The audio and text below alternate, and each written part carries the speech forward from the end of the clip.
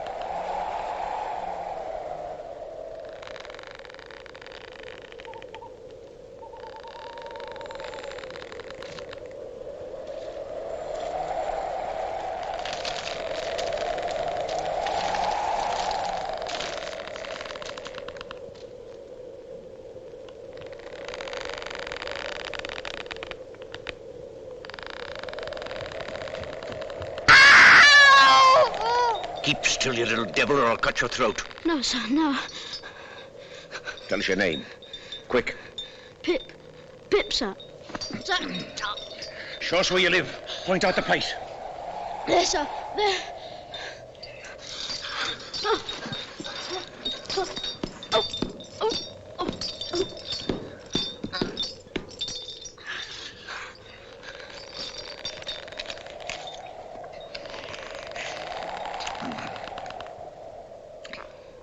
Now, where's your mother? There, sir. No, sir. There, sir. Also Georgiana. That's my mother. Ah, and is that your father along with your mother? Yes, sir, him too. Late of this parish. Ah. Then who do you live with? Supposing you're kindly let to live, which I ain't made up my mind about yet. With my sister, sir. Mrs. Joe Gargery, wife of Joe Gargery the blacksmith. Blacksmith, eh? Now look at here. Do you know what a file is? Yes, sir. Do you know what whittles is? Yes, sir. Food, sir. Then you get me a file and you get me whittles, or I'll have your heart and liver out. If you'll kindly let me keep upright, sir, perhaps I shouldn't be sick and perhaps I could attend more. Now you bring that file and them whittles to me in this churchyard tomorrow morning early. Yes, sir. And never dare to say a word of having seen such a person as me. No, sir. If you do, your heart and liver will be tore out and roasted and ate. There's a young man hid with me, and in comparison with him, I'm an angel. And that young man has a secret way of getting at a boy and at his liver. Boy may lock his door, may be warm in bed, but that young man will softly creep his way to him and tear him open. Say, heaven strike you dead if you don't. Heaven strike me dead if I don't. Now you know what you promised, young man. Get off home. Good night, sir.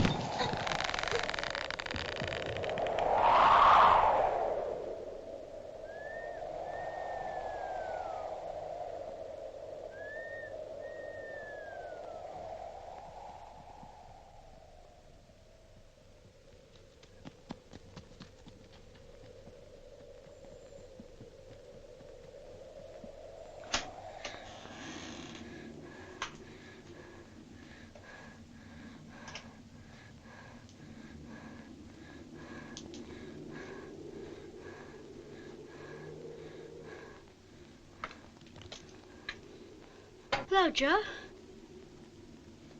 Mrs. Joe's been out a dozen times looking for you, Pip. She's out again now, making it a baker's dozen. She? And what's worse, she's got Tickler with her, Pip. She got up, she made a grab at Tickler, and she rampaged out, Pip. She rampaged out. She's a-coming. Get behind the door, old chap, and get the towel betwixt you. You young... Get out!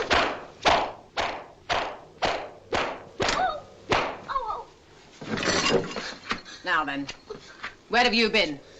I've only been to the churchyard. Churchyard, indeed. You'd have been in the churchyard long ago if it hadn't been for me, and stayed there. It's bad enough being a blacksmith's wife without having to be a second mother to you. Churchyard, indeed. You'll be having me in the churchyard one of these days, keeping me on the rampage with my poor art. Get to the table. Both of you.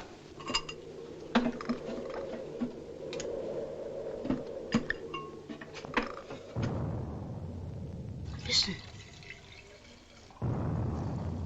Was that great guns, Joe? Yes, there's another convict off. What does that mean? Oh, escaped. There was one escaped last night. They fired a warning of him. This must be a second one. Where does the firing come from? Drat the boy. Ask no questions. You'll be told no lies. Mrs. Joe, I should like to know, if you wouldn't much mind, where the firing comes from. Bless the boy, from the hulks, of course. Oh, Hulks. And please, what's Hulks? There you go. That's the way with this boy. Answer him one question and he'll ask you a dozen. Hulks are prison ships right across the marshes. I wonder who's put in prison ships and why they're put in there. People are put into prison ships because they murder and because they forge and rob and do all sorts of bad things. And they always start by asking too many questions. Now get on with your supper. Get off to bed.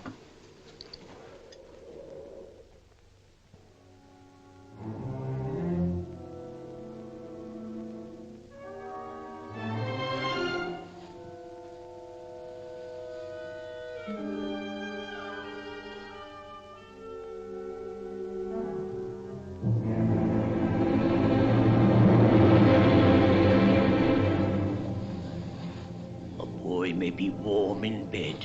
He may pull the clothes over his head, but that young man will softly creep his way to him and tear him open.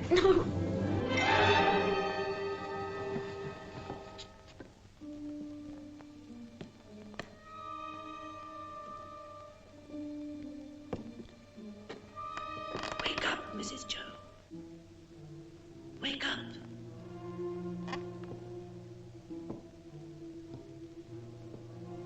Mrs. Joe, wake up.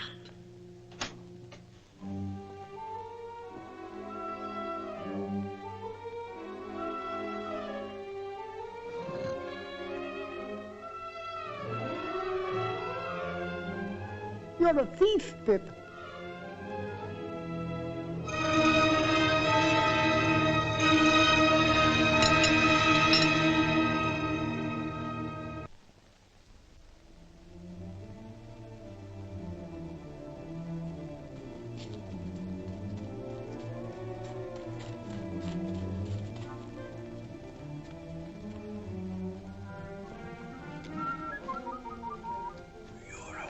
Thief, Pip. You'll be sent to the hulks.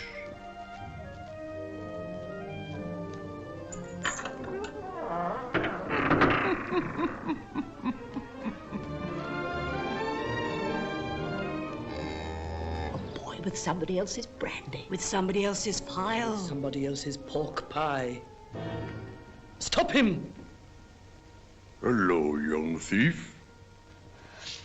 I couldn't help it, sir.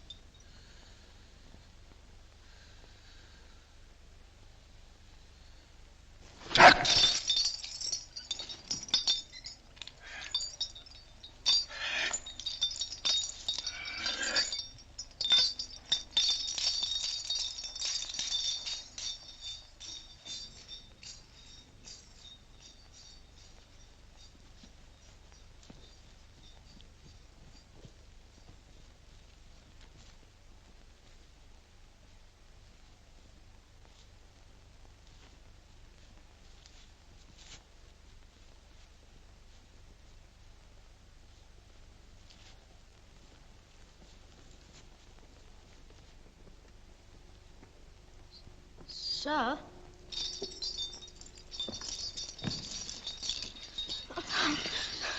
You brought no one with you? No, sir. Now give no one the word to follow you. No, sir. What's in the bottle, boy? Brandy. I think you've got the ague, sir. Oh, I'm much of your opinion, boy.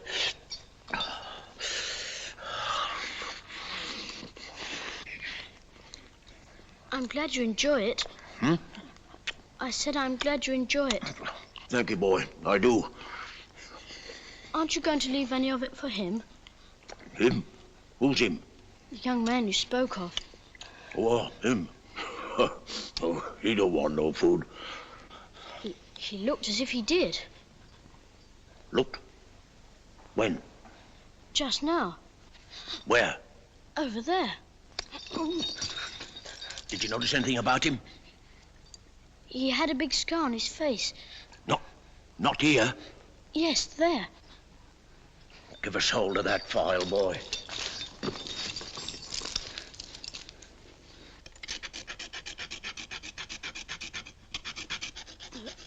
If you're not wanting me, sir, we have company for dinner, and my sister will be up early. Thank you, boy, thank you.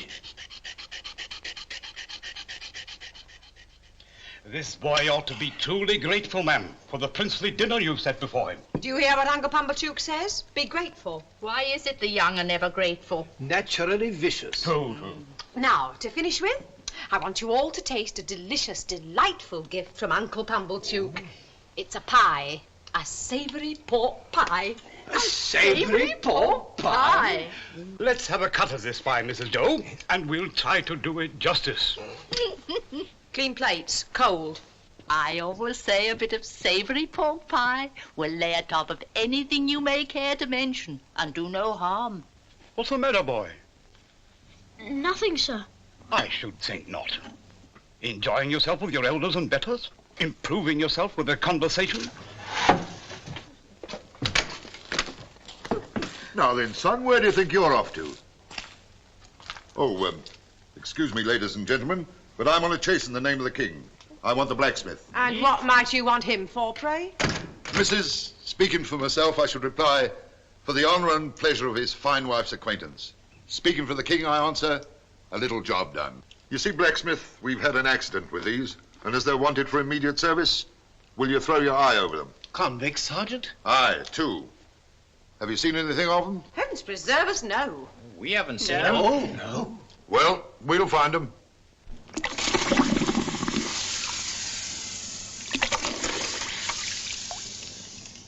Platoon, fall in. Platoon, prepare, shoulder, out. Left, 10. Platoon, march.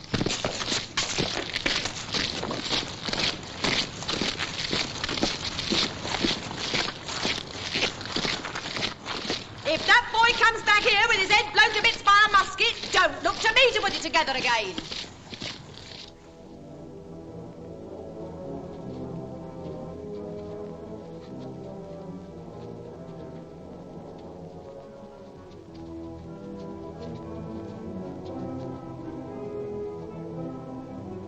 I hope we don't find them, Joe. I'd give a shilling if they had cotton run, Pip. Come on.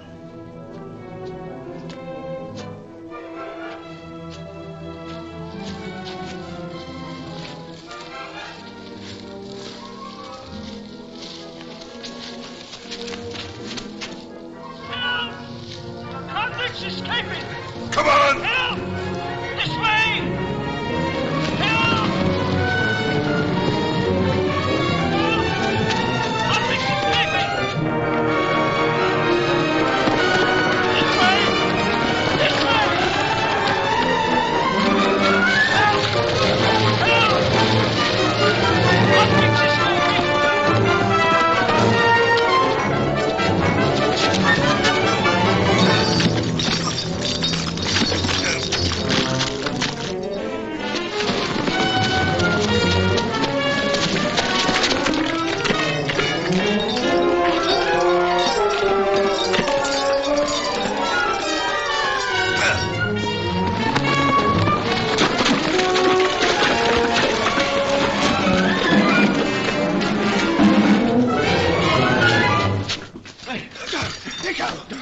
Don't forget, I took him.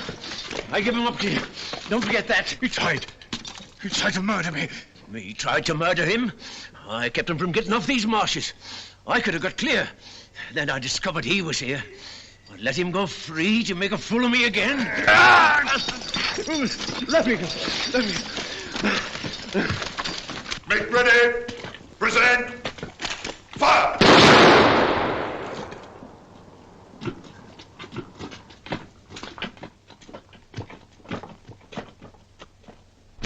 Hands.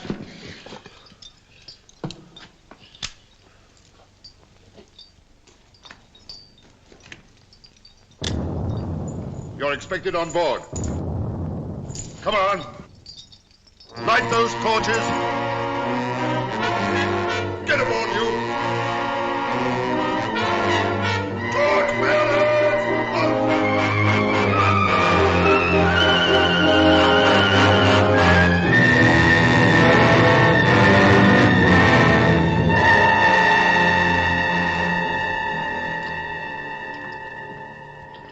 I wish to say something respecting this escape.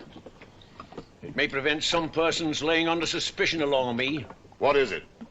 I took some food from the blacksmith near the village, over yonder.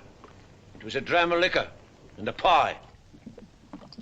You happen to have missed such an article as a pie, blacksmith? Well, my wife did the very moment you came in. Oh, so you're the blacksmith, are you? Then I'm sorry to say I've eat your pie. Oh, you're welcome to it as far as ever it were mine. We don't know what you've done, but we wouldn't have you starved to death for it, poor miserable fellow creature, would us, Pip? Give way, you. Now stop there.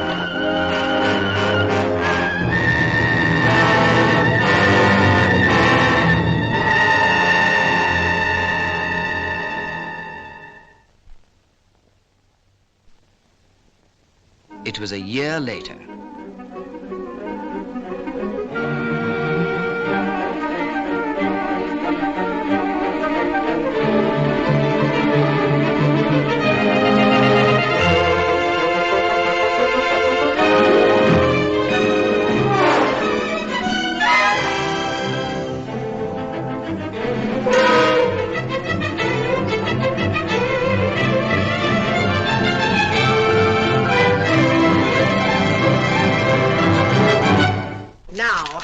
If that boy ain't grateful this day, he never will be. But it's only to be hoped he won't be pampered. Not by Miss Havisham, ma'am.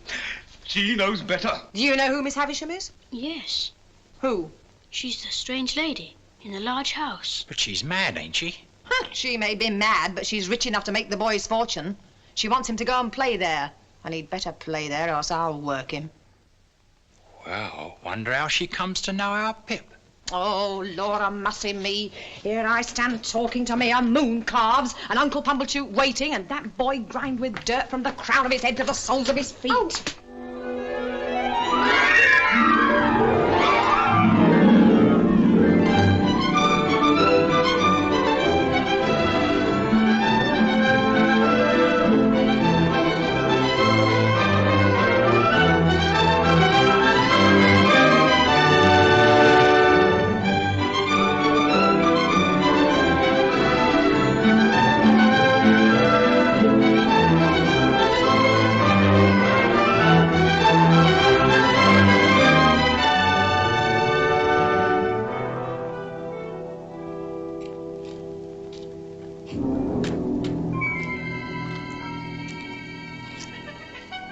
Ring the bell, boy.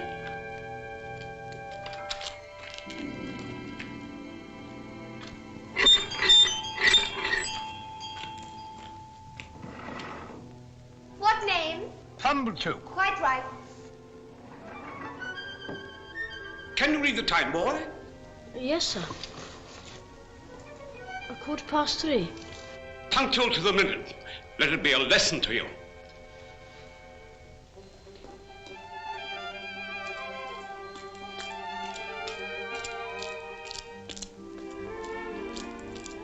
This is Pip. So this is Pip, is it? Come in, Pip. Oh, do you wish to see Miss Havisham? If Miss Havisham wishes to see me... Ah, but you see she doesn't. Come along, boy.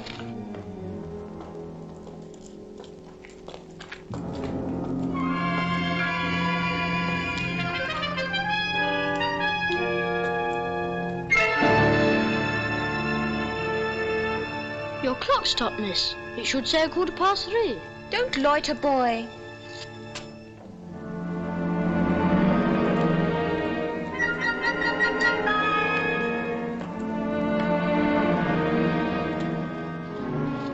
Come along, boy. Take your hat off.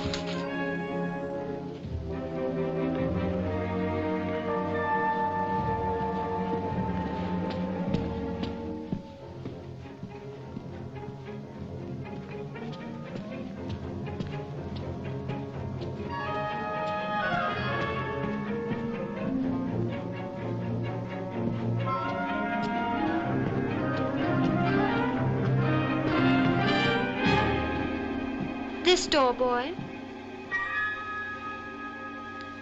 After you, miss. Don't be silly. I'm not going in.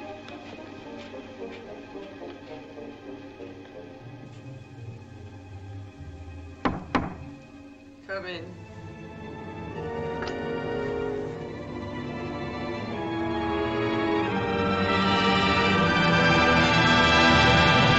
Who is it? Pip, ma'am. Pip. Mr. Pumblechook's boy. Come to play. Come nearer. Let me look at you.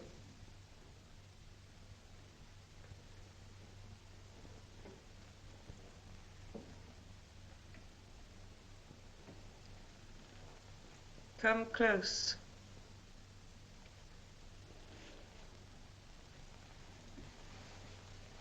Look at me. You're not afraid of a woman who has never seen the sun since you were born. No. Do you know what I touch? Here? Your heart. Broken.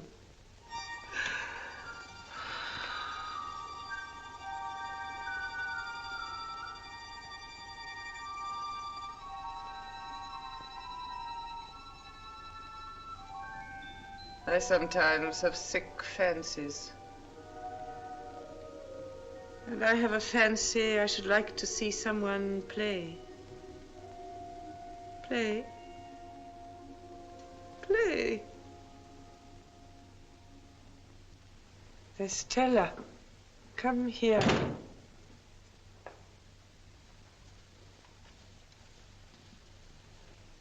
Your own, one day, my dear. And you will use it well. Let me see you play cards with this boy. With this boy? But he is a common laboring boy. And look at his boots. Well, you can break his heart. What do you play, boy? Only begging my neighbour, miss. Beggar him. 4 for the ace. 1 for a jack. He calls the knaves jacks, this boy. And what coarse hands he has. You stupid, clumsy, laboring boy. She says many hard things of you, but you say nothing of her. What do you think of her? I don't like to say. Tell me in my ear. I think she's very proud. Anything else? I think she's very pretty. Anything else? I think she's very insulting. Anything else? I think I should like to go home now. And never see her again, though she is so pretty. I'm not sure that I wouldn't like to see her again, but I think I'd like to go home now. You shall go home soon. Play the game out. Wait here, boy.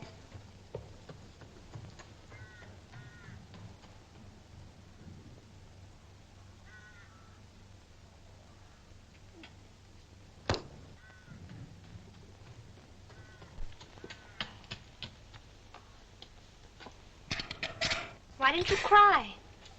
So I don't want to. You do. You've been crying and you're near crying now. Long after I'd gone to bed that night, I thought of Estella and how common she would consider Joe, a mere blacksmith. I thought how he and my sister were sitting in the kitchen, and how Miss Havisham and Estella never sat in a kitchen, but were far above the level of such common things. The following week,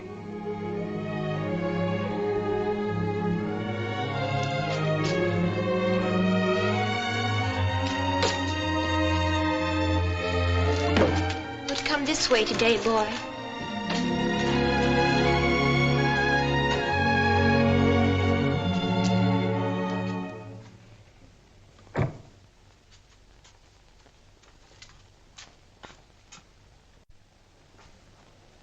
Well, I'm sure.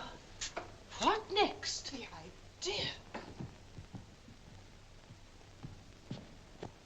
Well? Well, miss? Am I pretty? Yes, I think you're very pretty. Am I insulting? No, not so much so as you were last time. Not so much so. No. There, take that, you cross little monster. What do you think of me now? I shan't tell you. Because you're going to tell upstairs, is that it? No, it's not it. Why don't you cry again, you little wretch? I'll never cry for you again.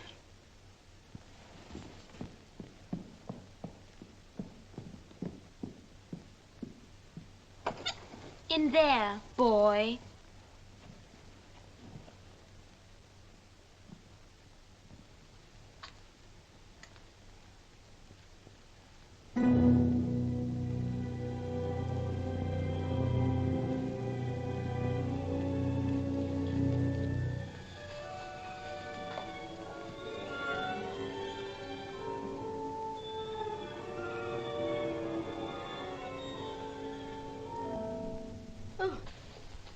So the days have worn away, have they? Yes, ma'am. Today's... There. I know nothing of days of the week, nothing of weeks of the year. Do you know what that is? There? I can't guess what it is, ma'am. It's a great cake. A bride cake. Mine. On this day of the year, long before you were born, this heap of decay was brought here. It and I have worn away together.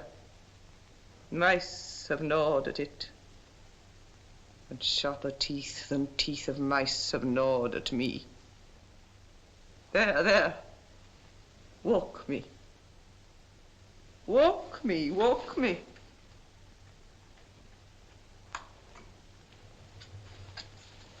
Dear Miss Havisham. Good morning, Miss Good morning, Miss Havisham. How well you look.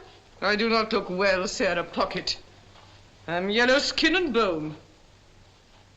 Those Pip are my relations, the Pockets.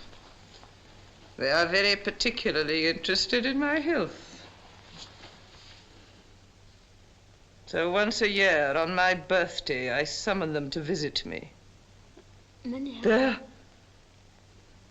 Pip, my dear, run into the garden and play. Estella will tell you when to come back. Yes, ma'am.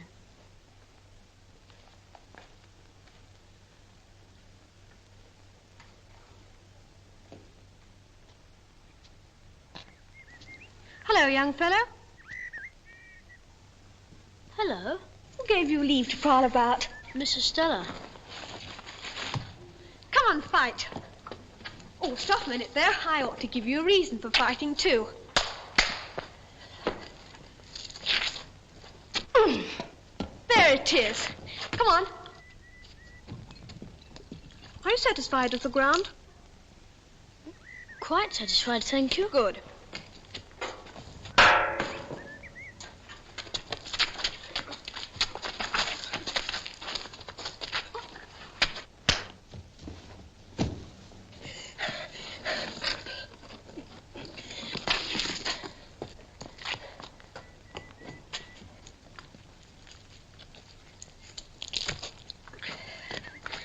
ready? Ready?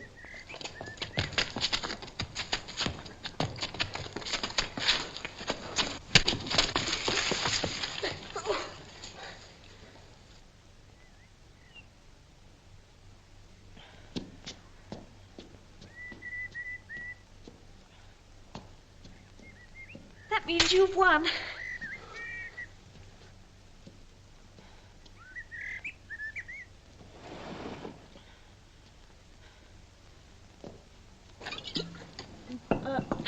Can I help you? No, thank you. I'm quite all right. Good afternoon, then. Same to you. Boy!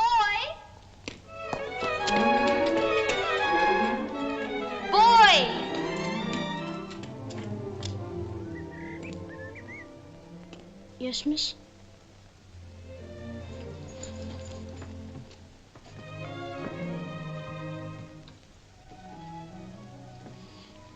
You may kiss me if you like. Now you are to go home.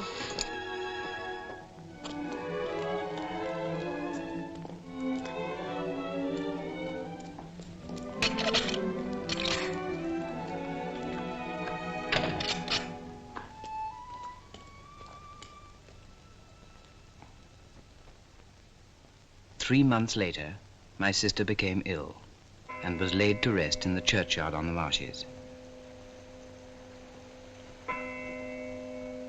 The occasion was marked for me not so much by the passing of Mrs. Joe as by the arrival of Biddy.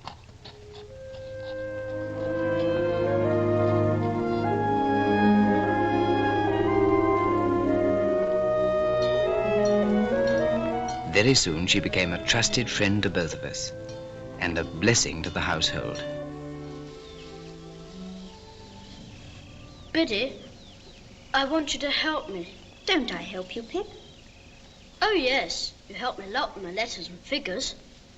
But this is a secret. Oh? What is it? Biddy. Yes? Biddy, I want to be a gentleman. A gentleman? Oh, I wouldn't if I was you, Pip. I don't think it would answer. Biddy, I have a particular reason for wanting to be a gentleman.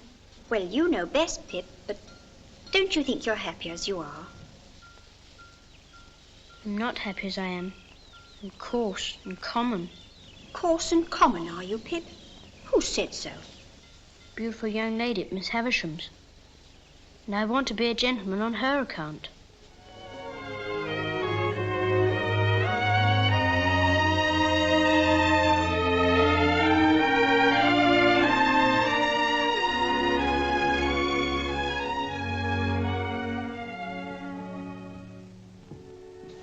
Whom have we here?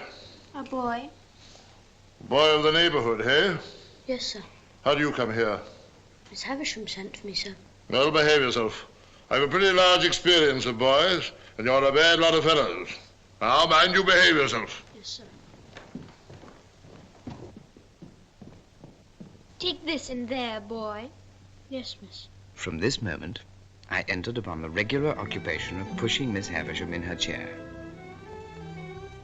As we began to be more used to one another, Miss Havisham talked more to me and asked me such questions as what I'd learnt and what I was going to be. Estella was always there and always let me in and out, but never told me I might kiss her again. Sometimes she would coldly tolerate me, and other times she told me energetically, I hate you. My admiration of her knew no bounds, and scarce a night went by without my falling asleep with the image of her pretty face before my eyes. One day,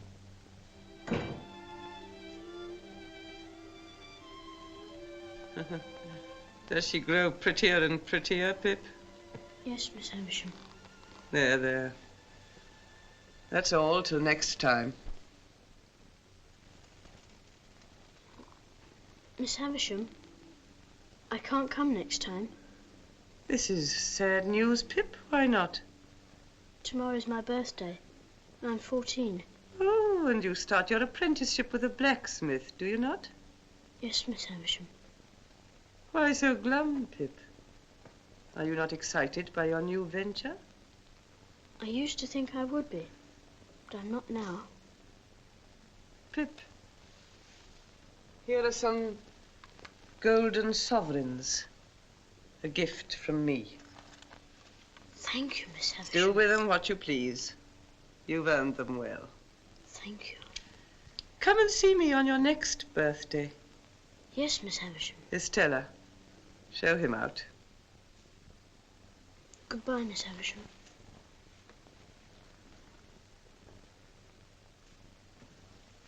Goodbye, Pip.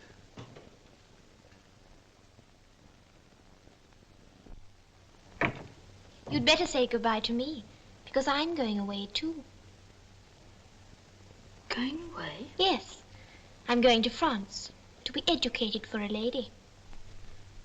Be educated for a lady? Yes. Well, aren't you sorry I'm going? Yes, Estella. I'm very sorry. I wish I knew when you were coming back. And I wish... What do you wish? I wish I could kiss you goodbye.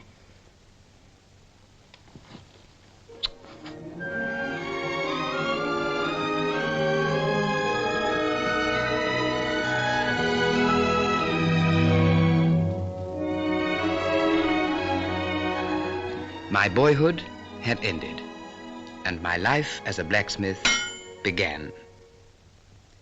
It was in the 6th year of my apprenticeship, and it was a Friday night.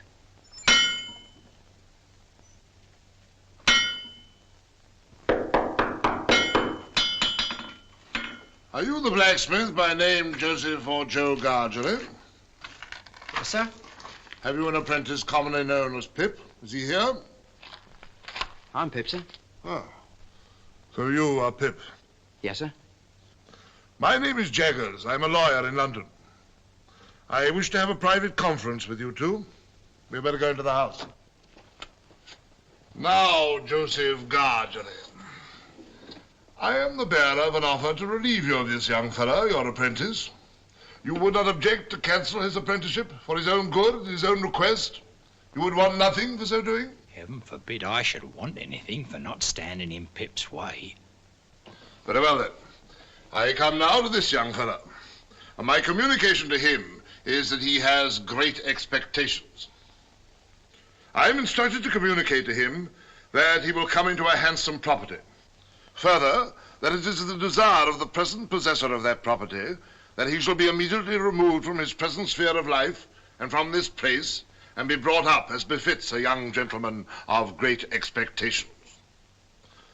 Now, Mr. Pip, you are to understand first that it is at the request of the person from whom I take my instructions that you always bear the name of Pip.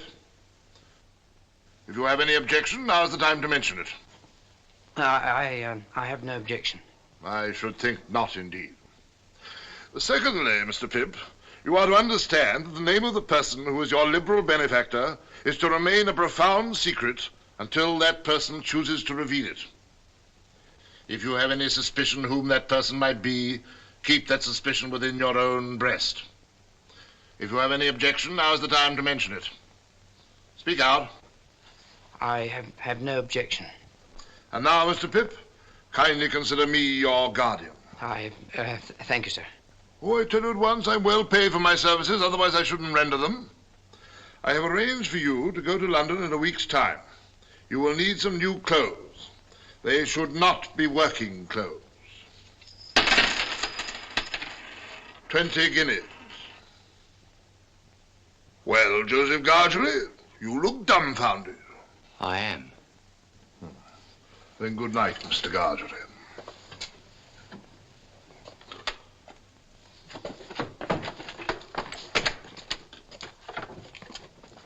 Good night, Pip. Good night, sir.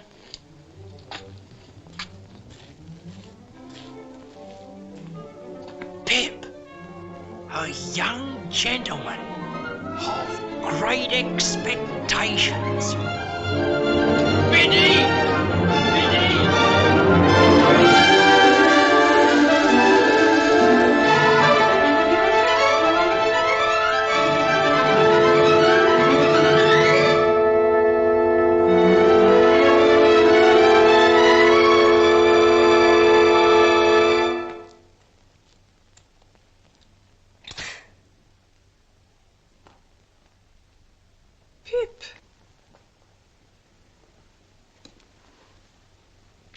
This is a very gay figure, Pip. I start for London tomorrow, Miss Havisham, and I thought you would kindly not mind my taking leave of you. Well? I've come into such good fortune since I saw you last, Miss Havisham, and I'm so grateful for it. I've seen Mr. Jaggers, Pip. I've heard about it. So you go tomorrow? Yes, Miss Havisham. And you are adopted by a rich person. Not named. No, Miss Havisham. And Mr. Jaggers is made your guardian? Yes, Miss Havisham. Is, abroad. Mr. Prettier than ever, and admired by all who see her. And you, too, have a promising career before you. Be good and deserve it, Pip. Yeah. You will always keep the name of Pip, you know. Yes, Miss Havisham. Goodbye, Pip.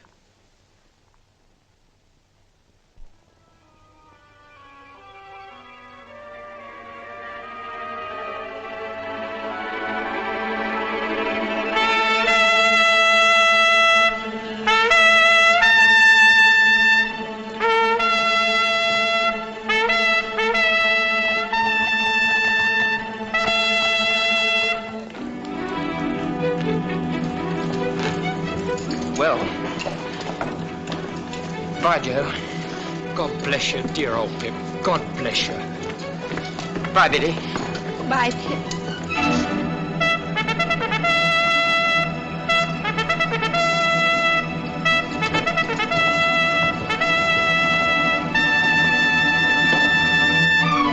One day I'll come and see you in London, Pip. And then, what larks, eh?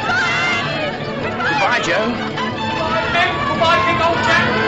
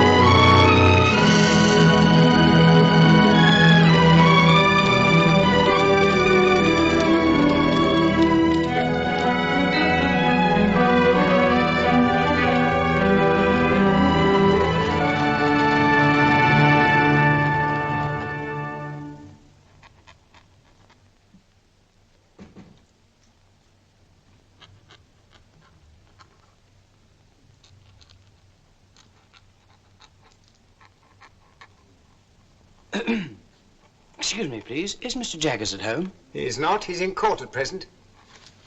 Am I addressing Mr. Pip? Yes, I'm Mr. Pip. Mr. Jaggers left word, would you wait in his room? Come this way, please. He couldn't say how long he might be, but it stands to reason his time being valuable, he won't be longer than he can help. Go and wait outside, Mike. All right. Hope I'm not interrupting. Oh, certainly not. Oi! Your first time in London, Mr. Pip? Yes, sir. I was new here once. Rum to think of it now.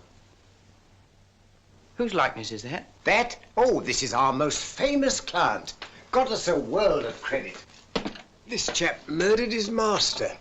Didn't plan it badly. Is it like him? Like him? It is him, you know. This cast was made in Newgate, directly after he was taken down.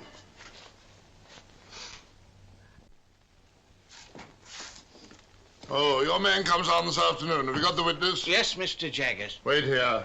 Mr. Pip's here. Good. Ah, so you've arrived safely, Mr. Pip. Good morning. Good morning, Mr. Jaggers. Now, we can soon settle you. Wemmick, Mr. Pip's file. Wemmick here will conduct you to a Mr. Herbert Pocket's rooms in Barnard's Inn, where you will live. Oh, sit down, Mr. Pip, sit down. Mr. Pocket will be able to give you a good lead as to the places in London with which you shall become acquainted. I take it that is agreeable? Yes, Mr. Jaggers. Next, money. Your allowance will be £250 per annum, which means that you will draw from Wemmick here the sum of £62, 10 shillings per quarter. A very handsome sum of money, too, I think. You consider it so? How could I do otherwise? But answer the question. Undoubtedly, Mr. Jaggers. Good. Get out!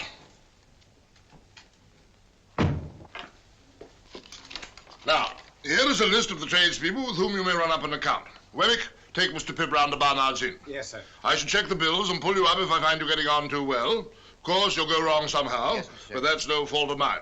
Goodbye and good luck, Mr. Goodbye, Pip. Mike! Mr. Wemmick, I don't quite know what to make of Mr. Jaggers. Oh, we don't mean that you should know what to make of him. Deep, that's what he is. As Australia.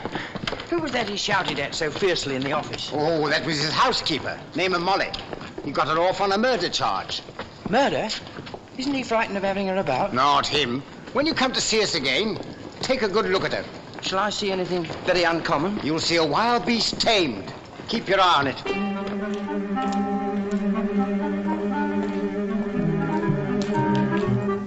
Here we are. Mr. Pocket on the first floor. You don't want me anymore? No, thank you, Mr. Wemmick. As I keep the cash, we shall most likely meet pretty often. Oh, well. Very glad, I'm sure, to make your acquaintance. Good day. Good day, sir.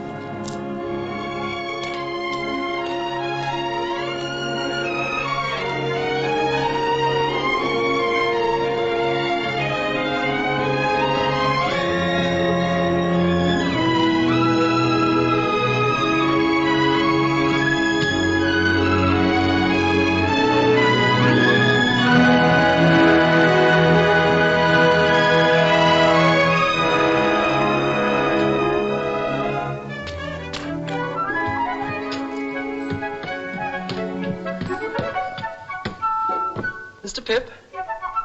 Mr. Pocket? Oh, dear me, I'm extremely sorry. But the fact is, I've been out on your account, for I thought, coming from the country, you might like a little fruit. And I went to Covent Garden Market to get it good. Well, thank you. It's very nice of you. Can I take the parcels? It sticks, you know.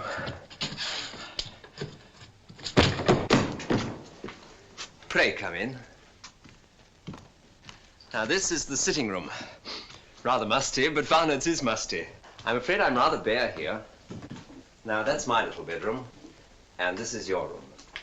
Come in. Oh, it's very nice. The furniture's specially hired for the occasion. Oh, I hope that... Dear me, I beg your pardon. You're holding the fruit all this time. I feel quite ashamed. You'll be very quiet here, and we shall be alone together. But I dare say we shan't fight. Fight? Fight? I knew I'd seen you somewhere before. You're the pale young gentleman from Miss Havisham's. Bless me, and you are the prowling boy. The idea of it's being you. Well, the idea of it's being you. I hope you've forgiven me for having knocked you about so. Oh, of course. You hadn't come into your good fortune at that time, had you? No. I was rather on the lookout for a good fortune then. Indeed? If Miss Havisham had taken a liking to me, I suppose I should have been provided for. But perhaps even I should have been engaged to Estella. But I didn't care much for it. She's a tartar. Who? Miss Havisham? I don't say no to that, but I meant Estella. You know she was adopted and brought up by Miss Havisham to wreak revenge on all the male sex. Wreak revenge on all the male sex? What revenge? Heavens, Mr. Pip, I thought you knew. No. Dear me, it's quite a story and should be saved till dinner time. Shall I take your stick? Oh, thank you. And your hat. Oh.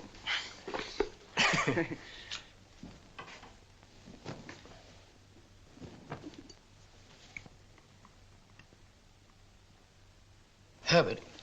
Yes, my dear Pip. As I've been brought up a blacksmith, I take it as a great kindness if you'd give me a hint when I go wrong in my manners. With pleasure, though. I should guess you'd need very few hints. Thank you very much. Now, please tell me more of Miss Havisham. Ah, yes, Miss Havisham. But let me introduce the topic by pointing out that in London it's not the custom to put the knife in the mouth, for fear of accidents. It's scarcely worth mentioning, only it's as well to do as other people do. I must apologize. Thank Not you at all, very much. I'm sure.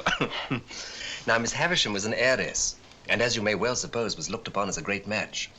Well, one day there appeared upon the scene a certain man. I never saw him, for this was 25 years ago. He pursued her closely and professed to be devoted to her, and there's no doubt that she fell passionately in love with him, which brings me to the cruel part of the story. Merely breaking off to remark, my dear Pip, that it's not usually considered necessary to fill the mouth to its utmost capacity. Oh, very sorry. I was so interested. Not at all, I'm sure. The marriage day was arranged, the wedding dresses were bought, the wedding guests were invited. The day came, but not the bridegroom. He wrote a letter. Which she received when she was dressing for her marriage at 20 minutes to 9. Exactly. So that was why she stopped the clocks. Yes. And when she'd recovered from a bad illness, she laid the whole place waste, as you've seen it, and has never since looked upon the light of day. Herbert, you said that Estella was not related to Miss Havisham, but only adopted. When adopted? There's always been an Estella since I've heard of a Miss Havisham. I know no more. So, Pip, all I know of Miss Havisham, you know. Well, let's change to brighter prospects. Let's drink to London and a very happy future. To London and a very happy future.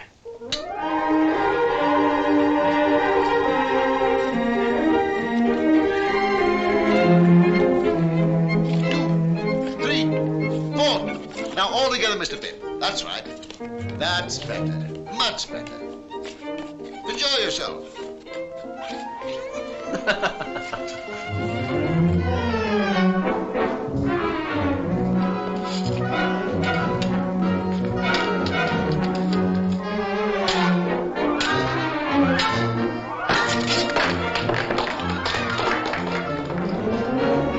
Ready?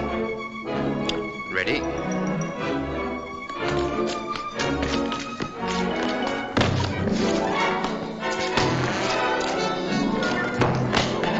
Forgive me, Herbert. Carry on, Pip, carry on. And so, if I could buy some new furniture and perhaps one or two other little things, I think I could be quite at home at Barnard's Inn. Do it. I knew you'd get on. How much do you want? £20? Wemmick!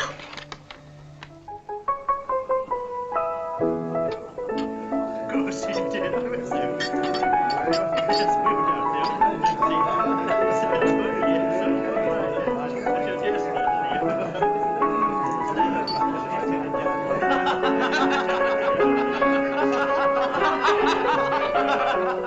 Well, Pip, I should say you were at home.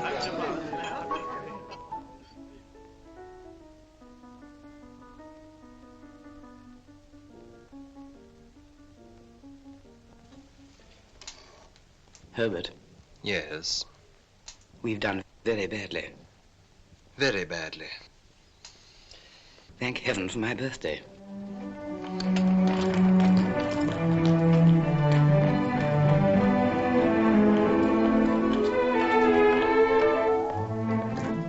Good morning, Mr. Pip. Morning. Good morning, Mr. Pip. Good morning.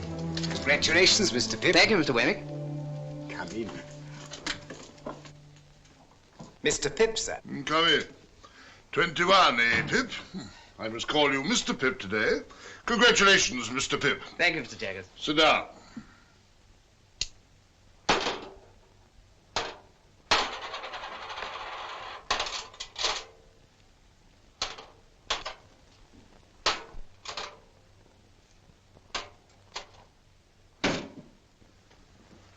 Now, my young friend, I'm going to have a word with you. If you please, sir. What do you suppose you are living at the rate of? At the rate of, Mr. Jaggers? The rate of. I'm afraid I'm unable to answer. I thought so. Now, I've asked you a question, my friend.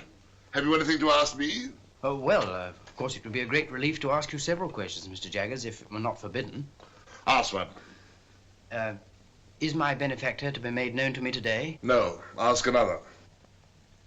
Well, I I was just wondering if I had anything to receive.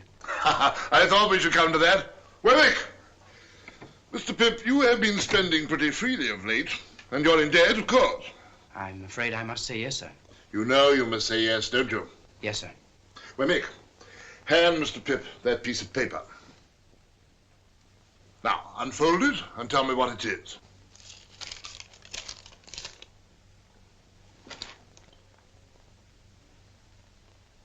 This is a banknote for £500. That is a banknote for £500. And at the rate of that handsome sum of money per annum, and at no higher rate, you are to live until your benefactor appears. Will it still be years hence, Mr. Jaggers? When that person discloses, you and that person will settle your own affairs. My part in the business will cease. That's all I have to say. Wemmick, show Mr. Pip out. Thank you, Mr. Jaggers. My dear Mr. Pip, Mr. Gargery is going to London and would be glad if you are agreeable to be allowed to see you. He will call Tuesday morning at 9 o'clock. We talk of you in the kitchen every night and wonder what you are saying and doing. No more, dear Mr. Pip, from your ever obliged and affectionate servant, Biddy. As I watched Joe that Tuesday morning, dressed grotesquely in a new suit, let me confess that if I could have kept him away by paying money, I certainly would have paid money. In trying to become a gentleman, I had succeeded in becoming a snob.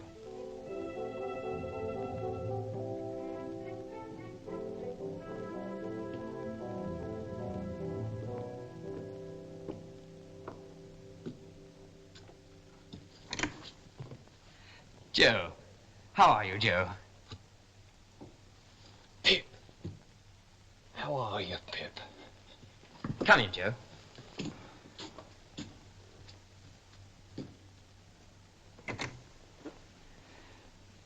Well, Joe, I am glad to see you. Pip, dear old chap, you've growed and you've swelled, and you gentlefolk has to be sure you're an honour to your king and country. And you, Joe, look wonderfully well. Give me your hat.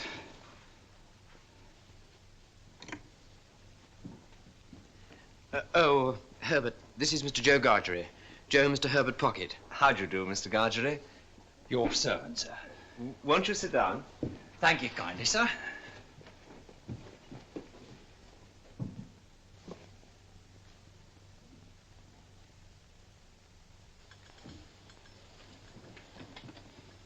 Will you take tea or coffee, Mr. Gargery? Oh, thank you kindly, sir. I'll take whichever is most agreeable to yourself. What do you say to coffee? Thank you kindly, sir. Since you are so good as to make choice of coffee, I'll not run contrary to your opinions. But don't you find that rather heating? Say tea, then.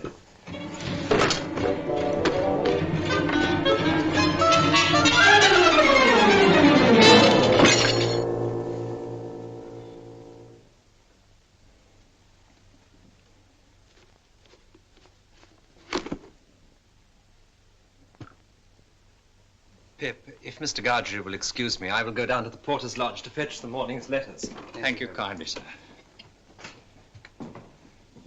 Us two being now alone, sir. Joe, how can you call me sir? Us two being now alone, Pip, I will mention what have led to me having the present honour. Miss Havisham have recently sent for me. Miss Havisham, Joe? Would you tell Mr. Pip, she said, that I wish to see him at once, for I have something most particular to disclose to him. I see. Well, I have now concluded, sir, and Pip, I wish you ever well and ever prospering to a greater and greater height. But you're not going now, Joe. Yes, I am. Well, you'll be coming back to dinner. Oh, no, Pip, old chap. You and me is not two figures to be together in London. I'm wrong in these clothes, Pip. I'm wrong out of the forge and out of the kitchen off the marshes. But, Joe... You won't find half so much fault with me if you think of me as Joe the blacksmith. And so, God bless you, dear old Pip, old chap. God bless you.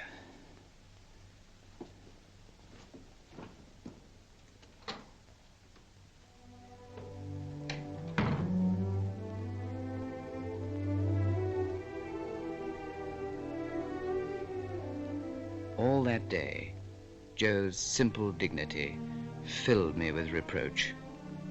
And next morning I began the journey to our town, knowing that I should sleep that night at the forge. But as the miles went by, I became less convinced of this, and invented reasons and excuses for not doing so. Joe, Pip's here. Oh, we didn't expect you, Pip. Pip, your bed's not ready. We thought for certain you'd be staying in the town. You must stay in the town. Gentlemen, always stay at the Blue Boar. Blue Boar, Rochester! All other swindlers upon earth are nothing to the self-swindlers, and with such pretenses did I cheat myself. Surely a curious thing. Come in, Pip. How do you do? How do you do, Miss Havisham? You kiss my hand as if I were a queen. Well? I thought that you were so kind as to wish to see me, Miss Havisham. Well?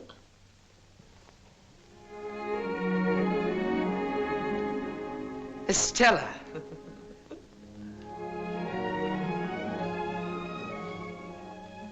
Well, Pip? Stella, this is an unexpected pleasure. I didn't think to find you here. You two must have a lot to say to each other. Go out into the garden, both of you, and walk and talk together. I must have been a strange little creature to hide and watch you fight that day. But I did, and I enjoyed it very much. You rewarded me very much. Did I? Don't you remember? I remember I entertained a great objection to your opponent. I took it ill that he should be brought here to pester me with his company. He and I are great friends now. Are you? I imagine that since your change of fortune, you have naturally changed your companions. Oh, yes, naturally. Do you remember the first time I came here? The time you made me cry? Did I? I don't remember. Not remember you made me cry? You meant nothing to me. Why should I remember? You must know, Pip, I have no heart. Perhaps that's why I have no memory. No one looking at you could believe that. Oh, I have a heart to be stabbed at or shot at, but you know what I mean. There's no sympathy there, no softness, no sentiment. If we're to be thrown much together, you had better believe that at once. I can't believe it, Estella. Very well. It's said at any rate. But remember how I've been brought up, and don't expect too much of me.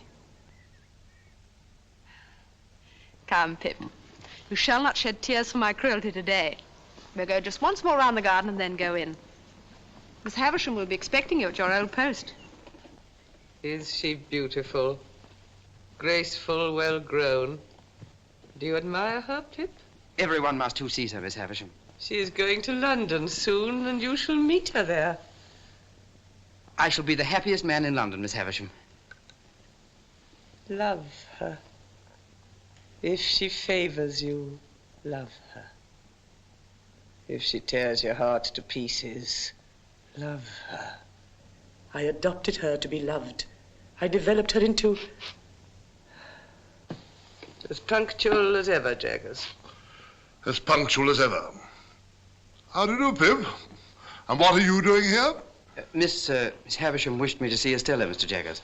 Ah, a fine young lady. Shall I give you a ride, Miss Havisham? Once round. A very fine young lady, Pip.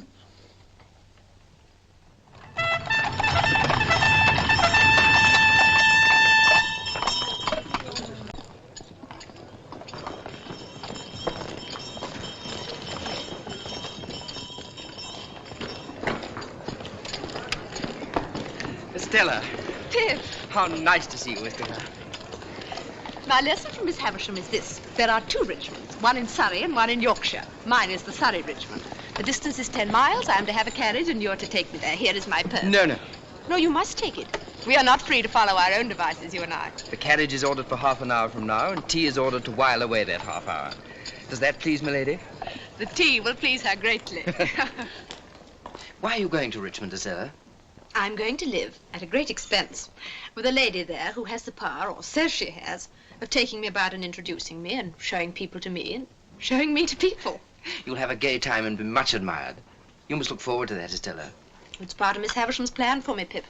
I shan't take any great pleasure in events which I don't shape, but I shall be beautiful, and I shall be gay, I shall be obedient, and I shall write regularly of my gaiety.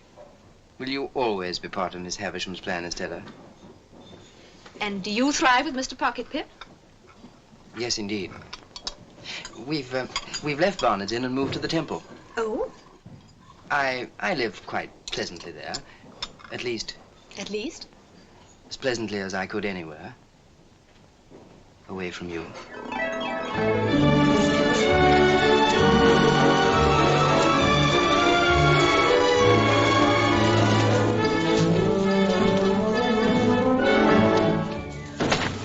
All through that summer, I saw a great deal of Estella, and I was very happy, until I realized, somewhat uncomfortably, that she had many admirers.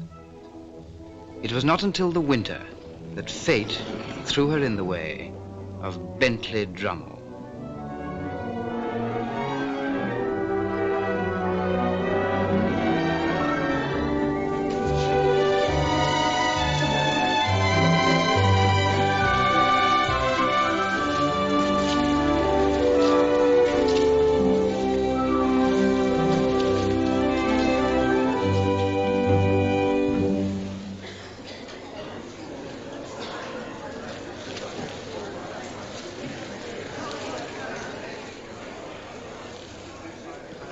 Tired, Estella?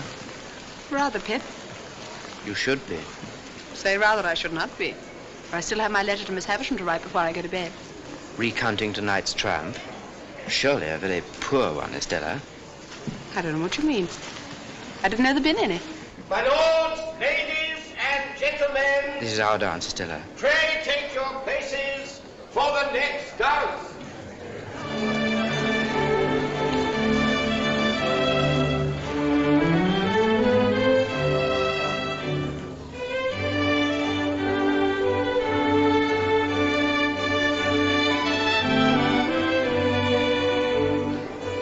Estella, look at Drummle.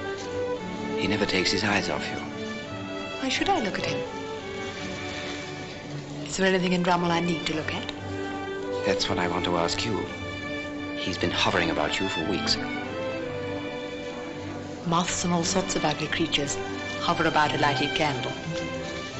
Can the candle help it? My lords, ladies, and gentlemen, pray take your partners for the Spanish polka.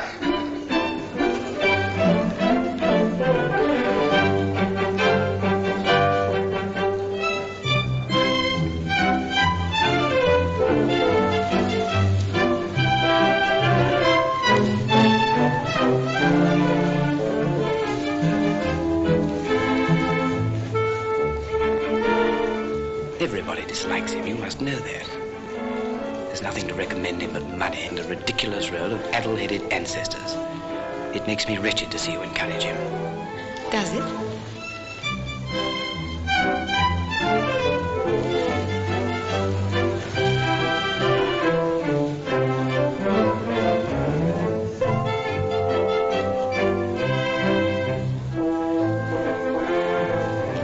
You give him looks and smiles such as you never give to me. Do you want me then to deceive and entrap you? Do you deceive and entrap him, Estella? Yes, and many others. All of them but you.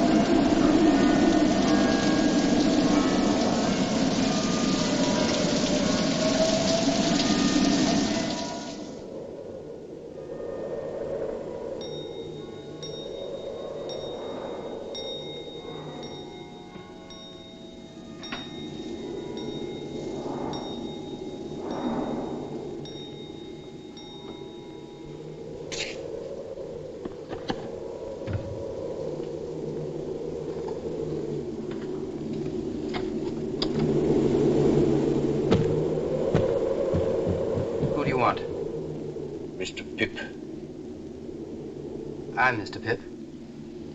What's your business? My business?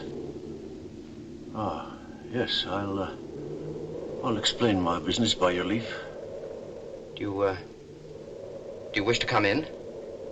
Yes, I wish to come in, master.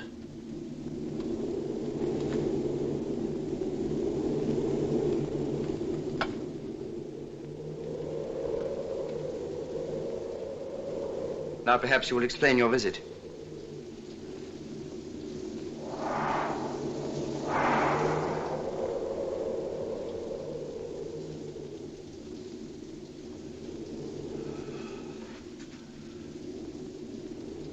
It's disappointing to a man after having looked forward so distant and come so far. Oh, but you're not to blame for that. What do you mean? I'll speak in half a minute. Give me half a minute, please.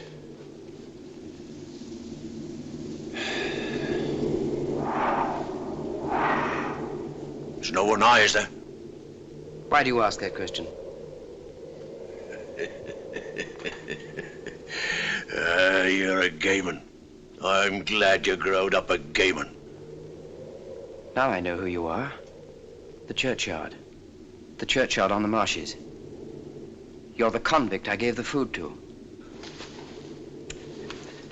You acted nobly, my boy. Noble, Pip, and I've never forgot it. If you're grateful to me for what I did when I was a child, and you've come to thank me for it, there's no need. However, since you've found me out, will you drink something before you go? Yes, I will drink, I thank you, before I go.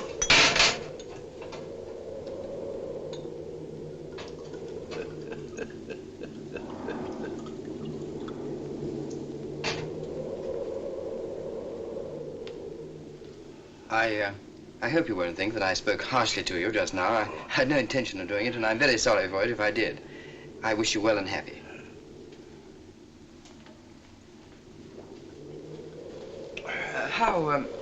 How have you been living? I've been a sheep farmer, away in the New World, in New South Wales. I hope you've done well. I've done wonderful well. I'm famous for it. Oh, I'm very glad to hear it. I hope to hear you say so, dear boy. But you've done well too, eh? Yes, I've done quite well.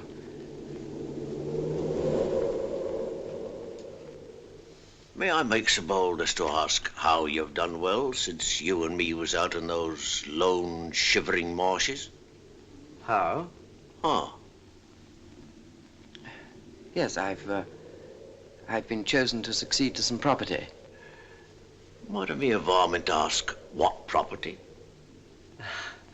I don't know. Might me a varmint ask whose property? I don't know. Could I make a guess, I wonder, at your income since you come of age? As to the first figure now. 5?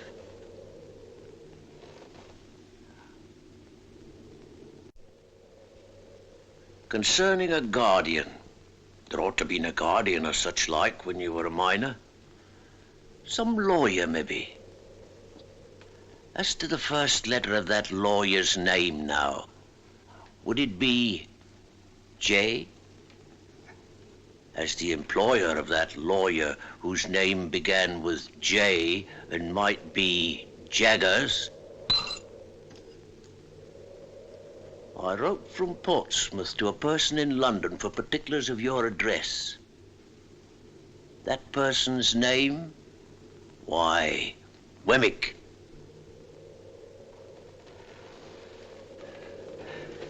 Yes, Pip, dear boy, I made a gentleman of you. It was me what done it. I swore that time that as sure as I earned a guinea, that guinea would go to you. And that there hunted dog what you kept life in got his head so high that he made a gentleman. And Pip, you're him. Why, I'm your second father, Pip, and you're my son. And how good looking you've growed. Ah, there's a pair of bright eyes somewhere, eh? Isn't there a pair of bright eyes what you love the thoughts of? They shall be yourn, dear boy, if money can buy 'em. But didn't you never think it might be me?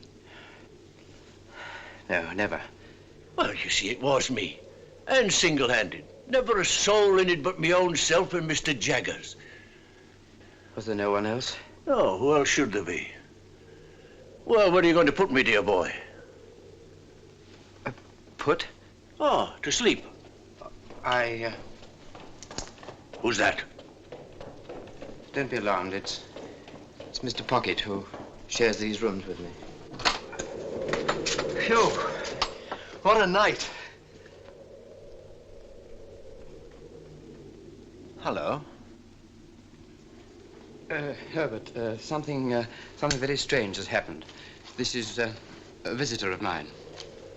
Take it in your right hand. Say, strike me dead on the spot if I split in any way, whatever. Strike me dead on the spot if I split in any way, whatever. Kiss it. Do as he says, Herbert. Now, you're an oath.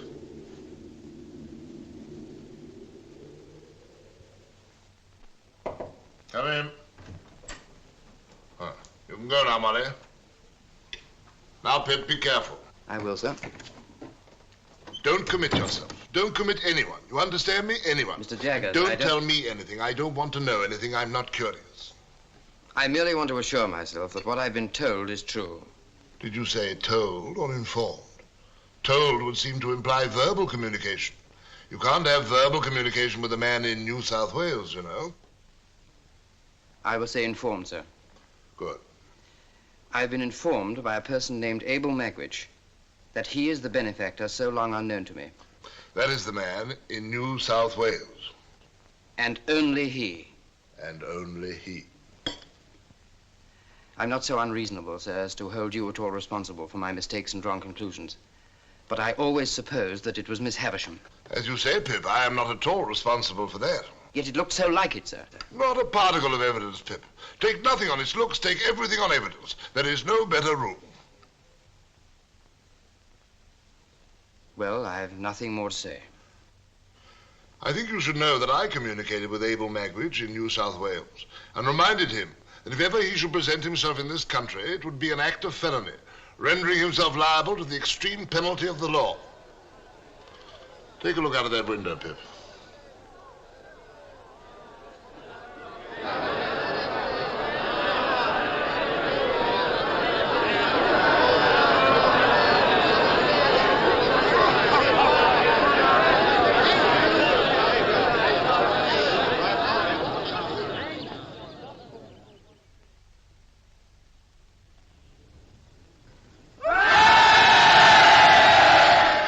That sort of thing happens every day. Magwitch has enemies here who would not hesitate to inform on him. I see. But he has guided himself by my caution, no doubt. No doubt. If you'll excuse me, sir.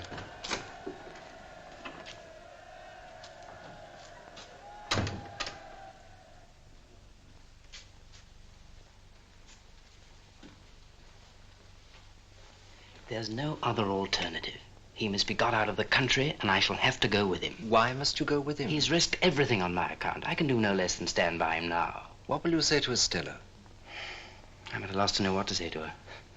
She'd never understand about him. But I must see her before I go.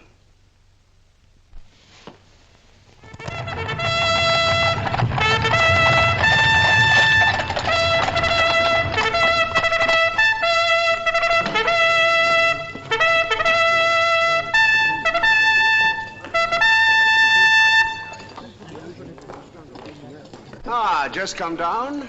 Yes. Beastly place, your part of the country, I think. I'm going out for a ride in the saddle. I mean to explore those marshes for amusement. Out-of-the-way villages there, they tell me. Curious little public houses and smithies and that. Mr. Drommel, I didn't seek this conversation. I don't find it a very agreeable one. I'm sure you don't. But don't lose your temper. Haven't you lost enough without that? What do you mean? Look here, you, sir. The lady is joining me later, so take her horse round her house in an hour's time. Very good, sir. And don't forget to tell the waiter I don't dine, because I'm going to dine with the lady. Aye, aye.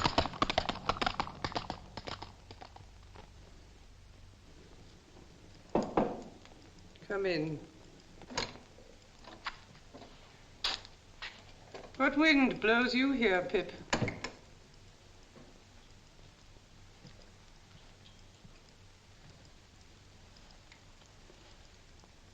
I went to Richmond yesterday to speak to Estella, Miss Havisham, and finding that some wind had blown her here, I followed. What I have to say to Estella, I will say before you presently in a few moments. It will not surprise you. It will not displease you. I'm as unhappy as you could ever have meant me to be. I have found out who my patron is. It isn't a fortunate discovery, and is not likely ever to enrich me in reputation, station, fortune, anything. But there are reasons why I can say no more of that. It is not my secret, but another's. It is not your secret, but another's. Well? When you first caused me to be brought here, Miss Havisham, I suppose I really did come here as any other chance boy might have come, as a kind of servant, to gratify a want or a whim and to be paid for it. Aye, Pip, you did. And that Mr. Jaggers was... Mr. Jaggers had nothing to do with it. His being my lawyer and the lawyer of your patron was a coincidence. He holds the same relation towards numbers of people. But when I fell into the mistake that I've so long remained in, at least you led me on. Yes. I let you go on. Was that kind? Who am I? For heaven's sake, that I should be kind. Well, what else? Estella, I should have said this sooner, but for my long mistake, which led me to believe that Miss Havisham meant us for one another. And I felt that I couldn't tell you of my real feelings while you were not free to choose for yourself. But now I have to go away. And I must say it before I go. I love you, Estella. I've loved you ever since I first saw you in this house. Pip, I tried to warn you not to love me. But you wouldn't be warned, for you thought I didn't mean it. Isn't it true that Bentley Drummel is in town here and pursuing you? Quite true. That you encourage him and ride out with him? And that he dines with you this very day? Quite true. How can you fling yourself at such a man? Should I rather fling myself at you, Pip? Who would sense at once that I bring nothing to you? But you cannot love him, Estella. What have I always told you? Do you still think, in spite of it, that I don't mean what I say? Estella, you would never marry him.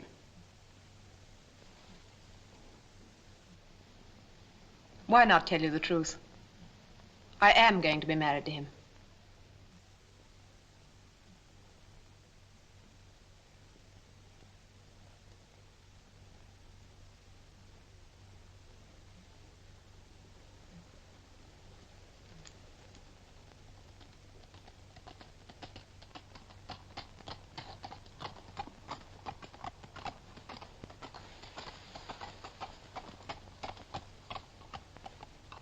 Come, Pip. Don't be afraid of my being a blessing to him. I shall not be that. Here is my hand. Let us part on this. You'll get me out of your thoughts in a week.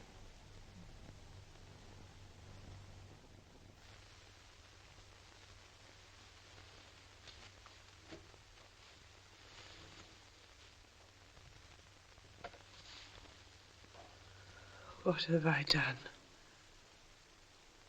What have I done?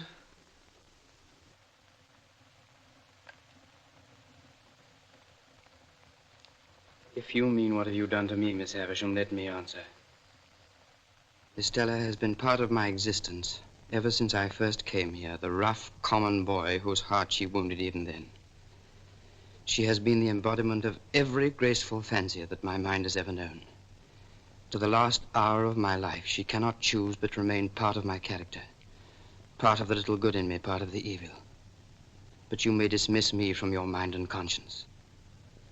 But Estella is a different case. And if you can ever undo any scrap of what you've done amiss, in keeping part of her right nature away from her, it will be better to do that than to bemoan the past through 100 years.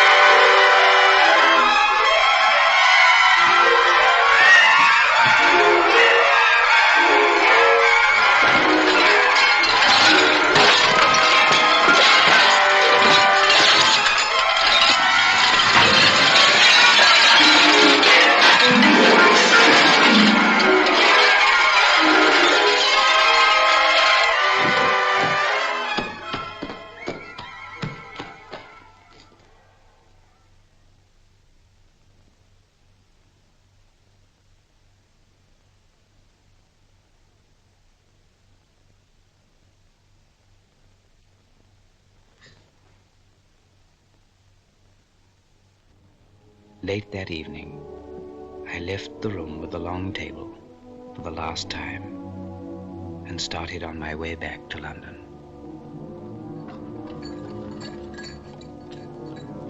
Ah, Mr. Pip, I believe. Good morning, sir. Good morning, Big. I have a note for you, sir.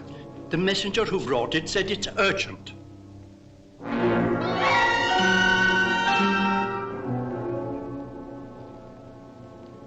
Get me a cab off the stand, Big. Yes, sir. Morning, Wemmick. What's the trouble? So you got my note then? Yes, I came straight here. Why, what have you done to your hands? Oh, it's nothing. I got them burned, Mr. Wemmick. I'm very anxious. Everything's taken care of, Mr. Pip. But pray come in. You don't object to an aged parent, I hope? Oh, no, no. I should be delighted. This is Mr. Pip, Aged P. Oh. And I wish you could hear his name. Oh. Give him a nod, Mr. Pip. That's what he likes. You made acquaintance with my son at his office, I expect. Yes. Nod away at him, if you please, like winking. Yes. Yes. I hear that my son is a wonderful hand at his business, sir. Yes. You're as proud of me as Punch, ain't you, Aged P? There's a nod for you. There's another one for you.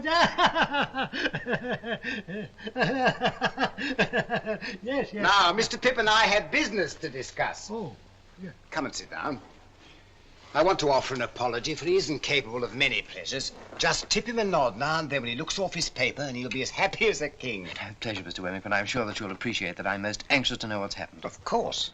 Now, I heard by chance yesterday morning that an old enemy of a certain convict, whose name we needn't mention, yes, had got wind of his being in England. So I went to the temple and found Mr. Herbert. And I told him that if he was aware of any such person, whose name we needn't mention, being about your chambers, that he'd better get him out of the way. I also heard that you had been watched. That I'd been watched? Yes. And might be watched again. So he'd better get him out of the way while you were out of the way. I see. He would be greatly puzzled what to do. He was.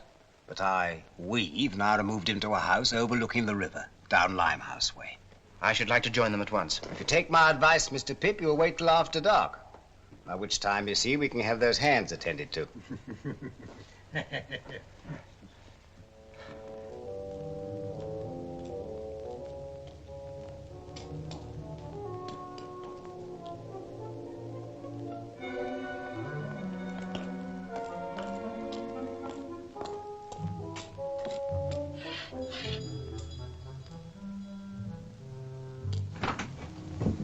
Good evening, ma'am. Good evening, sir. Thank you, Mrs. Wimpole, and you can send up our supper, if you will. Very good, sir. How is he? All's well.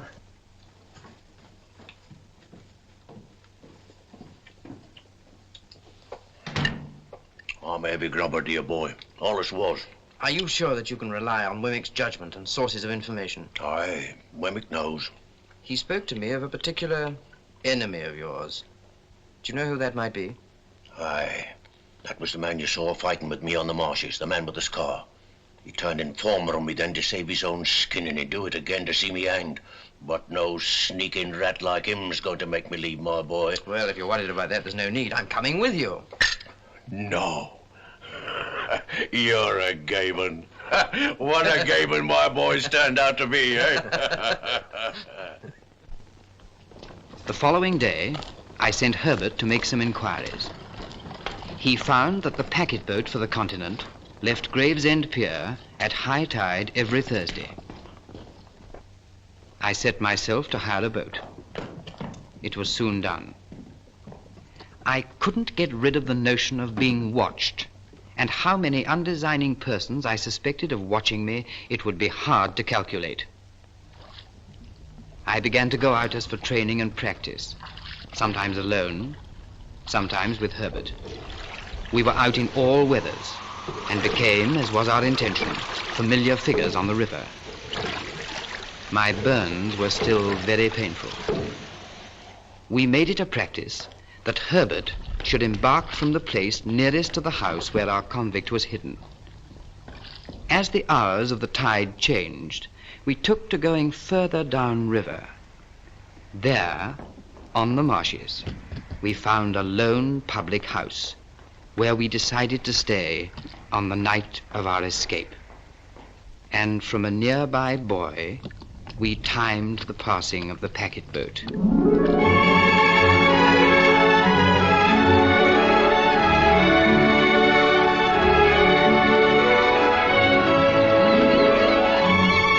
We chose this spot carefully. It was just above the point where the steamer picked up the river pilot. The river pilot. Our river pilot. One day, Herbert bought 2 steamship tickets, and our plans were set.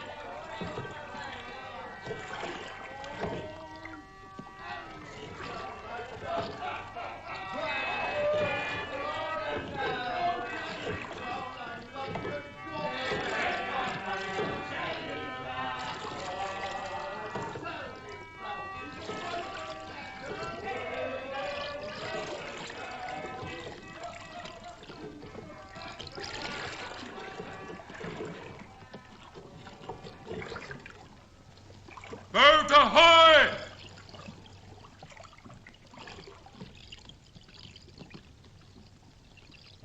Ahoy there!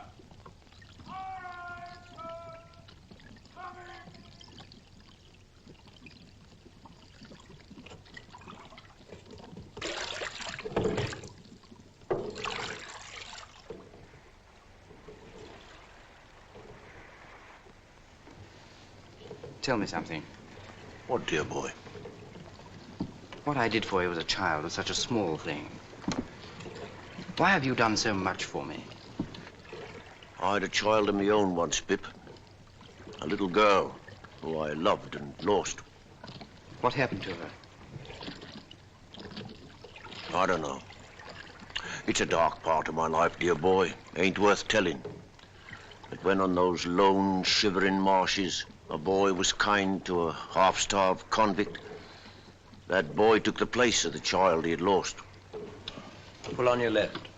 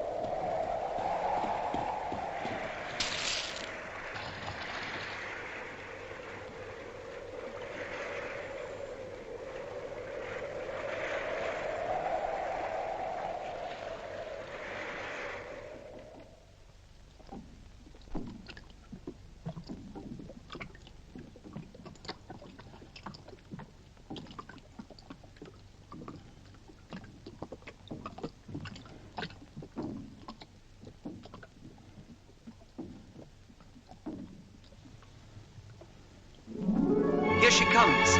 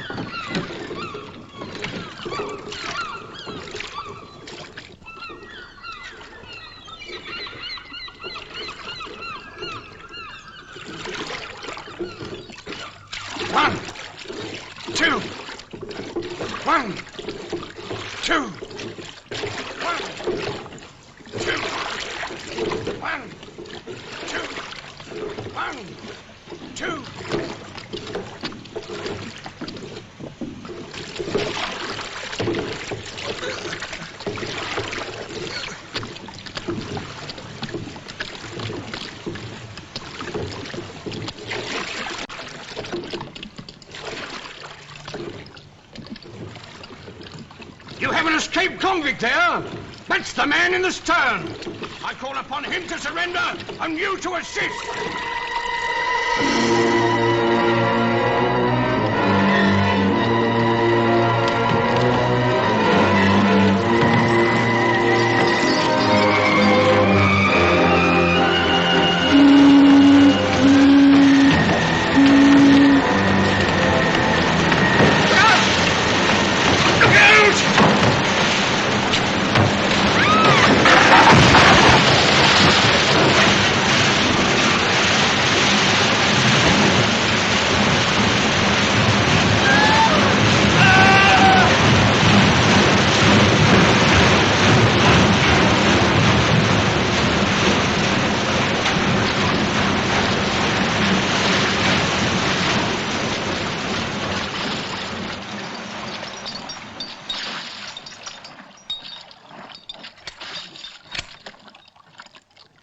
I'll never forgive myself for this. I'm all right, dear boy.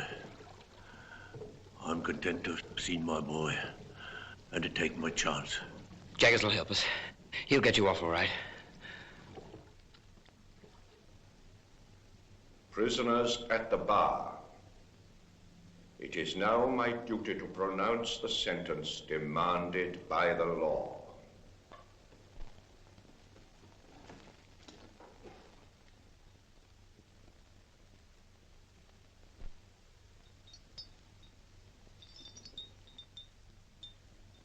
The sentence of this court is that you be taken hence to the place from whence you came, and from thence to the place of execution,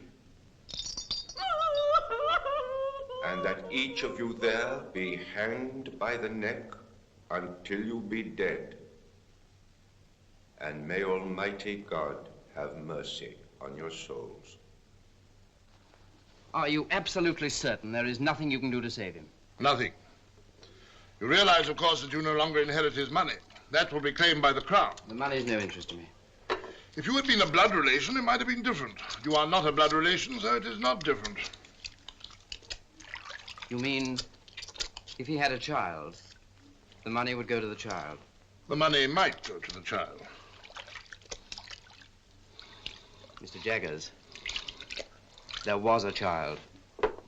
So you think there was a child, do you? I know there was a child. And what's more, Mr. Jaggers, you know it. Sit down, Pip.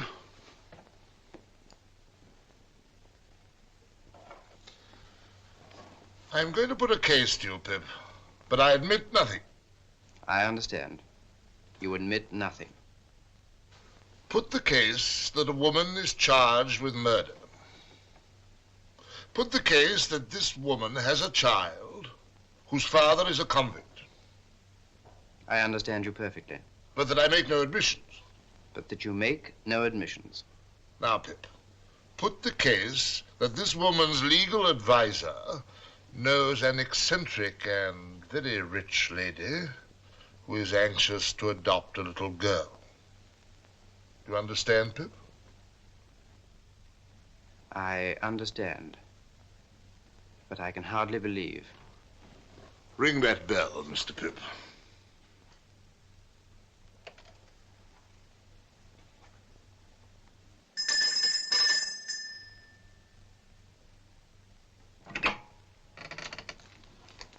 Yes, sir?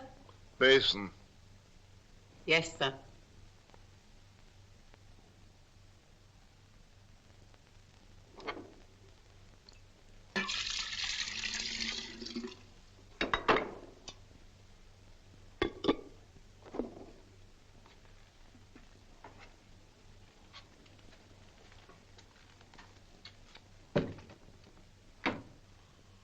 Well, Pip? If I'm in my right mind, and that woman is Estella's mother, this legal advisor you mention will have a lot to answer for. Now, Pip, put the case that this legal advisor has often seen children tried at the criminal bar. Put the case that he has known them to be habitually imprisoned, whipped, neglected, cast out, qualified in all ways for the hangman, and growing up to be hanged. Put the case that here was one pretty little child out of the heap that could be saved. Put that last case to yourself very carefully, Pip. I do, Mr. Jaggers. Did he do right? He did right. Good. Does Estella know? You mean, does the little girl know? Yes. No, she does not know. She must never be told. As to that, she has a claim to her father's property. The legal advisor must use his own judgment. Her father's condition is considerably worse. He has been moved to the prison infirmary.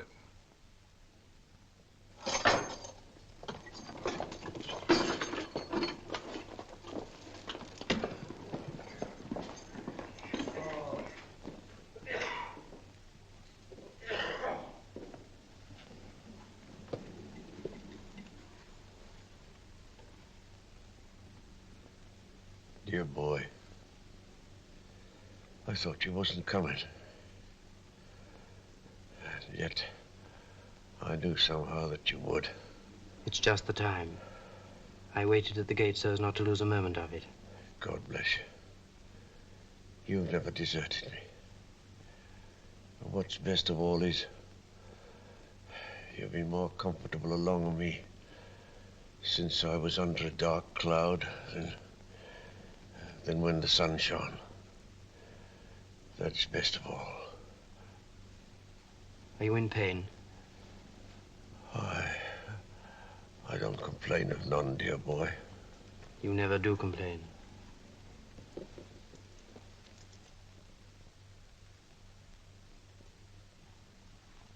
You better stay.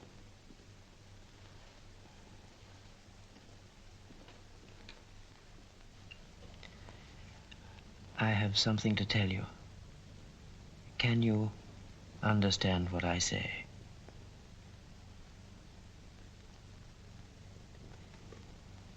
You had a child once, whom you loved and lost. She lived and found powerful friends.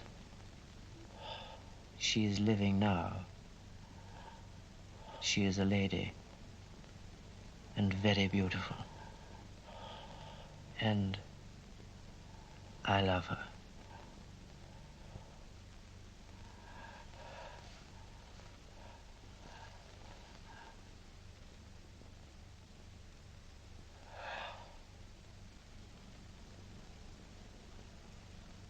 Oh, Lord, be merciful to him, a sinner.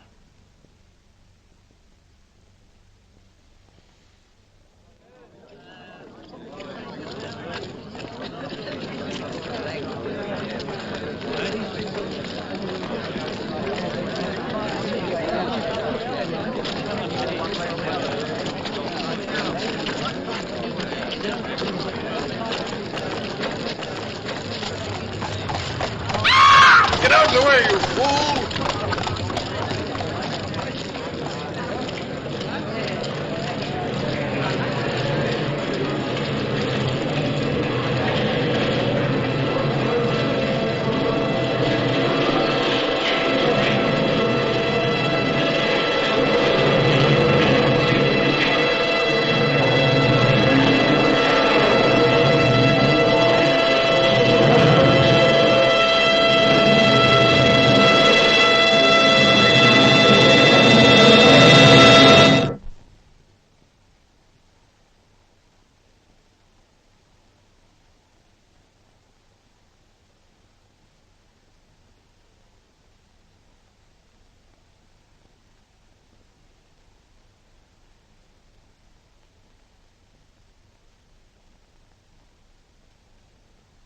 Is it, Joe?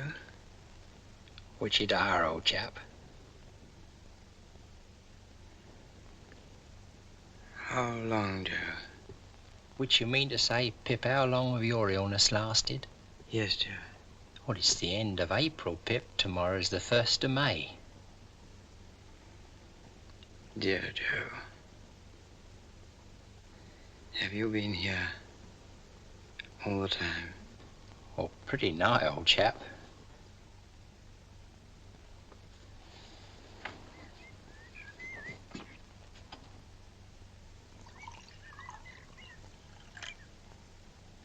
Joe, where am I? You're home. I brought you home, dear old Pip, old chap. Oh, Joe. You break my heart. Please don't be so good to me. Now, look here, old chap. Ever the best of friends. You'll soon be well enough to go out again. And then, oh, what larks!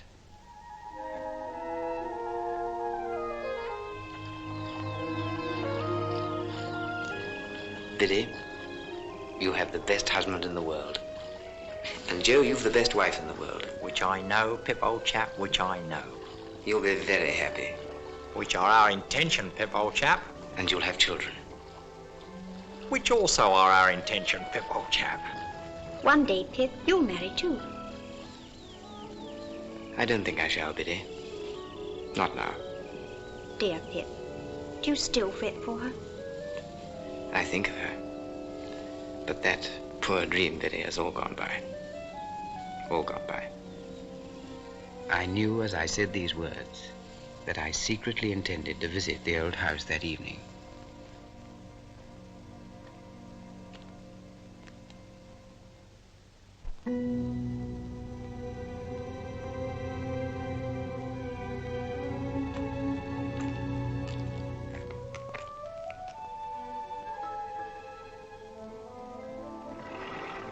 What name? Pumblechook. Quite right.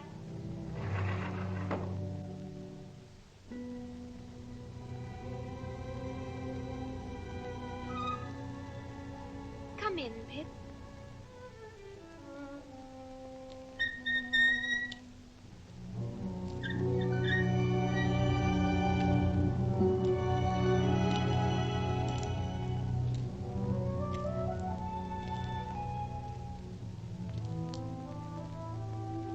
I know nothing of days of the week, nothing of weeks of the year. Don't loiter, boy.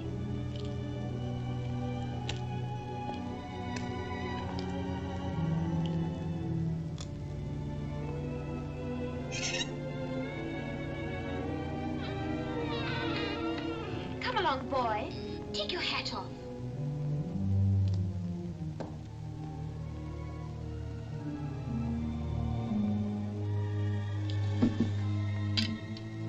Whom have we here? A boy. A boy of the neighborhood, eh? But he is a common laboring boy.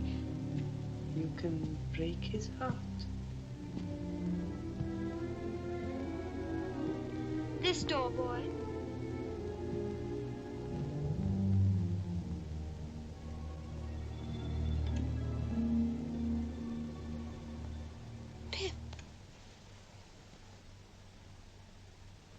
Stella,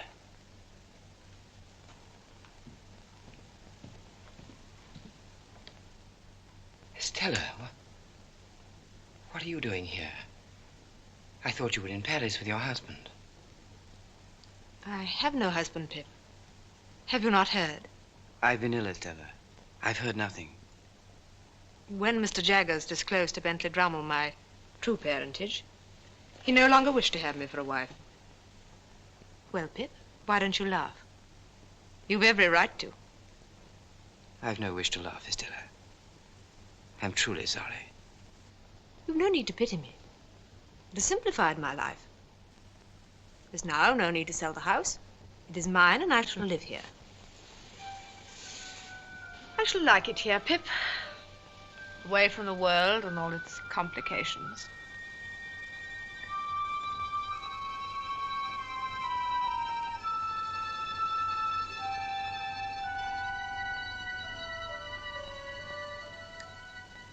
Stella, how long have you been here? I don't know. Estella, you must leave this house. It's a dead house. Nothing can live here. Leave it, Estella, I beg of you. What do you mean? This is the house where I grew up. It's part of me. It's my home. It's Miss Havisham's home. But she's gone, Estella, gone from this house, from you, from both of us. She is not gone. She is still here with me in this house, in this very room. Then I defy her. I have come back, Miss Havisham.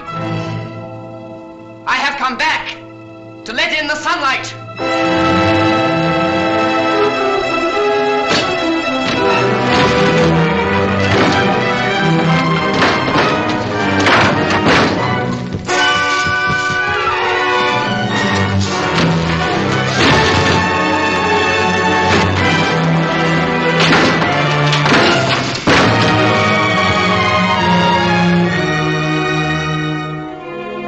Look, Estella, look.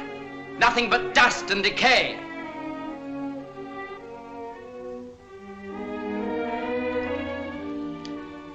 I've never ceased to love you, even when there seemed no hope for my love. You're part of my existence, part of myself. Estella, come with me, out into the sunlight. Look at me. Pip, I'm afraid. Look at me.